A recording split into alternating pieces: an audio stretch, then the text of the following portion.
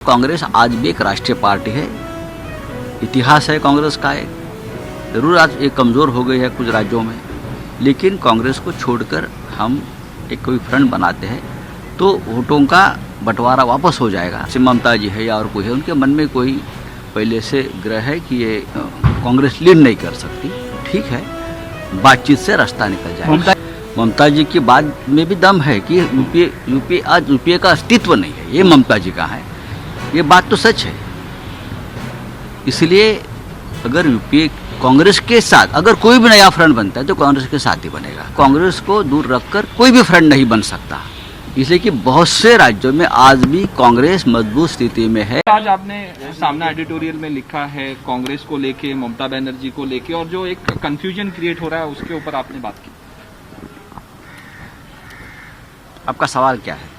मेरा सवाल ये है सर कि यूपीए से अलग होके एक फ्रंट बनेगा अपोजिशन का, जिसको ममता बनर्जी लीड करेंगी। नहीं, देखिए, ममता जी इस देश की बहुत बड़ी नेता है, पश्चिम बंगाल की मुख्यमंत्री है। भारतीय जनता पार्टी के खिलाफ जो लड़ाई चल रही है उससे सबसे महत्वपूर्ण योद्धा है। और भी राज्यों में बहुत से लोग लड़ रहे हैं। जिस तरह से पश्चिम बंगाल में ममता जी ने एक संघर्ष किया, एक युद्ध किया और जीत हासिल की, वो बहुत ही प्रेरणादायी है। वैसे ही महाराष्ट्र में भी चुनाव के बाद बीजेपी को दूर रखने के लिए 3 विभिन्न विचारों के दल एक साथ आ गए और सरकार बना दी। पश्चिम बंगाल और महाराष्ट्र ने देश के राजनीति को एक दिशा दर्शन किया है, ये सच है। महाराष्ट्र में शरद पवार साहब भी है, तो देश के बड़े नेता है। जो चल रहा है अभी कि यूपीए का क्या करना है, ममता जी का सवाल जायज़ है, यूपीए कहाँ है। और हम भी बार बार, उद्धव जी भी, महाराष्ट्र के मुख्यमंत्री और शिवसेना प्रमुख उद्धव ठाकरे साहब ने भी ये बार बार सवाल उठाया है कि यूपीए को मजबूत करना चाहिए, यूपीए और आक्रामक होनी चाहिए, देश की राजनीति में यूपीए का महत्व रहना चाहिए। लेकिन उद्धव जी ने ये भी कहा है, अगर यूपीए नहीं है तो एनडीए कहाँ है, एनडीए भी नहीं। लेकिन 2024 के लिए अगर कोई अलग से नया फ्रंट बनता है तो उस बारे में सोचना होगा कि उसे क्या फ़ायदा होगा या नुकसान होगा।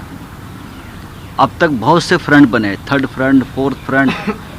ये 3rd और 4th फ्रंट्स का फ़ायदा तो बीजेपी को ही होता है सबसे ज़्यादा। तो हमने ये कहा है कि जो फ्रंट ऑलरेडी बना हुआ है यूपीए, हम उसको ही क्यों ना मजबूत बनाएं एक साथ मिलकर। चाहे किसी के कांग्रेस के साथ मतभेद हो सकते हैं, महाराष्ट्र में भी हमारे मतभेद है, फिर भी हम एक साथ सरकार चला रहे हैं। महाराष्ट्र सबसे बड़ा उदाहरण है। कांग्रेस हमारे साथ है, एनसीपी हमारे साथ है, चाहे हमारी विचारधाराएं अलग अलग है, हम अपने अपनी पार्टी का विस्तार भी कर रहे हैं। तो कांग्रेस को दूर रखकर अगर कोई फ्रंट बन सकता है, ये मुझे लगता है राजनीति की ये सोच ठीक नहीं है, ऐसा मुझे लगता है। क्योंकि मध्य प्रदेश में कांग्रेस है, राजस्थान में बड़ी कांग्रेस है, हरियाणा में कांग्रेस का बेस है, महाराष्ट्र में कांग्रेस का बेस है, और भी राज्यों में कांग्रेस है।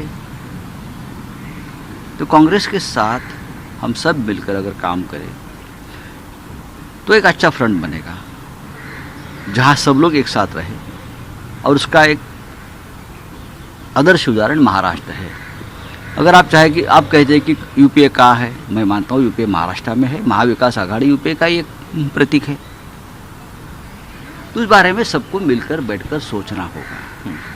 ममता जी ने एक विचार रखा है, ममता जी का हम आदर करते हैं, उनके लड़ाई का, उनके संघर्ष का, उनके विचारों का हम आदर करेंगे, हमेशा उनके साथ हमारी बातचीत चलती रहेंगी। और चलनी भी चाहिए। सर, नहीं, आपका सर क्या हिंदी है? में मैं पूछना चाहूंगा, आपने कहा कि शरद पवार जी देश के बड़े नेता हैं, उद्धव ठाकरे जी हैं, लेकिन 2024 के लिए ऐसा लग रहा है कि मोदी वर्सेस ममता बनर्जी, क्या कहना चाहेंगे? 2024 की अभी से तैयारी हो गई है।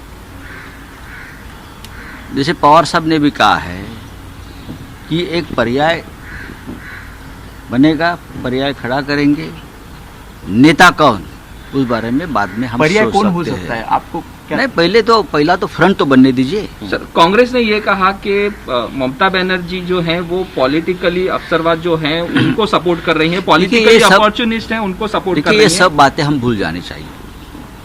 महाराष्ट्र में भी हम एक दूसरे के ऊपर बहुत टिक्का टिप्पणी करते थे, लेकिन आज हम बीजेपी को रोकने के लिए एक साथ है। 2 साल हमारी सरकार चल रही है और बहुत ही अच्छी तरह से ये सरकार चल रही है। ये देश के लिए हमने एक नया आदर्श बनाया है कि हम लोग सरकार में एक साथ काम कर सकते हैं। धीरे धीरे ये सब बातें दूर हो जाएगी।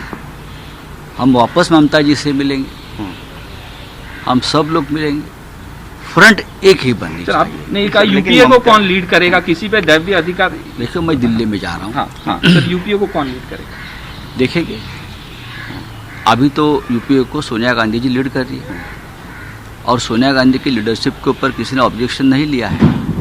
सवाल ये है कि यूपीए और मजबूत होनी चाहिए, यूपीए में और मित्र आने चाहिए और पॉलिटिकल पार्टीज आनी चाहिए और रीजनल पार्टीज का गठबंधन यूपीए के साथ मजबूत होना चाहिए। लेकिन कुछ पार्टी जैसे ममता जी है या और कोई है, उनके मन में कोई पहले से ग्रह है कि ये कांग्रेस लीड नहीं कर सकती। ठीक है, बातचीत से रास्ता निकल जाएगा। ममता जी ममता आपसे जी मुलाकात जिस की तरीके थी से तब कह आपने रही ये है बात कि की यूपीए में गई थी नहीं। जब मुंबई में आए थे। जरूर हमारी बात आदित्य ठाकरे साहब थे, हमारे साथ भी ये ऐसे बहुत से बातों पर उसकी चर्चा हो गई, लेकिन चर्चा होती है, निर्णय नहीं होता है। ममता जी ने एक विचार दिया है, पवार साहब से बात की है और भी लोगों से उनकी बात चल रही है। ममता जी की बात में भी दम है कि यूपीए आज यूपीए का अस्तित्व नहीं है, ये ममता जी का है, ये बात तो सच है। इसलिए अगर यूपीए कांग्रेस के साथ अगर कोई भी नया फ्रंट बनता है तो कांग्रेस के साथ ही बनेगा। जो मनमुटाव है उसको दूर करने के ये लिए मनमुटाव नहीं है, मैं मानता हूँ ये मनमुटाव नहीं है। अगर कोई अलग फ्रंट बनता है, हमारा ये कहना है कि कांग्रेस को दूर रखकर कोई भी फ्रंट नहीं बन सकता, इसलिए कि बहुत से राज्यों में आज भी कांग्रेस मजबूत स्थिति में है, जहाँ उनके मुख्यमंत्री है, जहाँ उनकी अपोजिशन लीडर्स है। किसी राज्य में कांग्रेस को तोड़ फोड़ कर कोई पार्टी खत्म नहीं होती। हमारे यहाँ से बहुत लोग टूटकर चले गए, लेकिन पार्टी आज भी मजबूत है, चलता है। कांग्रेस कमजोर हो गई है। कांग्रेस आज उत्तर प्रदेश में प्रियंका गांधी का मैं देख रहा हूँ कि उनको अच्छा समर्थन मिल रहा है। जब आपने चर्चा की थी तब ये मुद्दा का रखा था आगाज क्या कि कब होगा कांग्रेस और के अंजाम सिवाय- किस तरीके से होगा?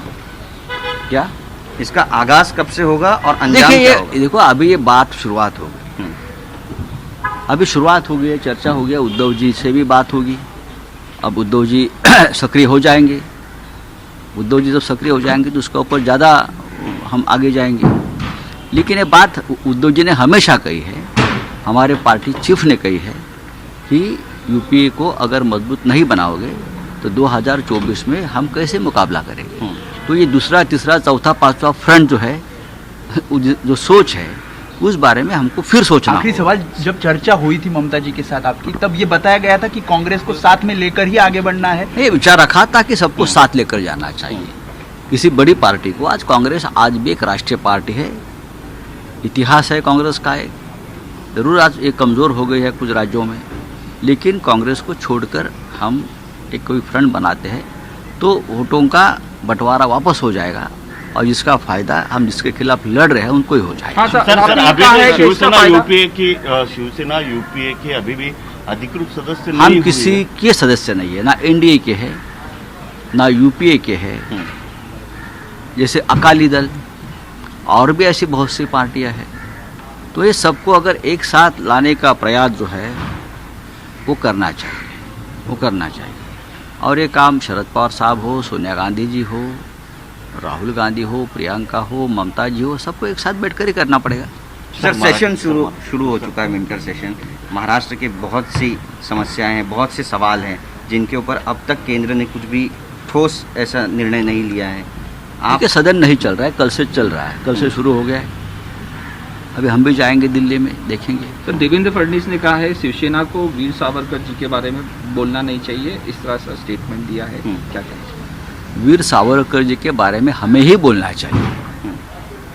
वीर सावरकर के असली वारसदार हम ही है, उनके विचारों के असली वारसदार हम ही है।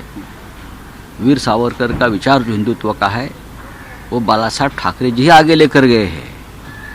हम डरपोक नहीं है। मैं आपको बताना चाहता हूँ, हिंदुत्व के मामले में हमने कभी भी यूटर्न नहीं लिया है, हमने कभी कॉम्प्रोमाइज़ नहीं किया है। आज भी सावरकर जी हमारे आदर्श है और रहेंगे। और हम बार बार कहते हैं सावरकर जी भारत रत्न है। सरकार के पास ऐसी क्या समस्या है कि आप उनको भारत रत्न से क्यों सम्मानित नहीं कर पा रहे हो? आप सबको कर रहे हो।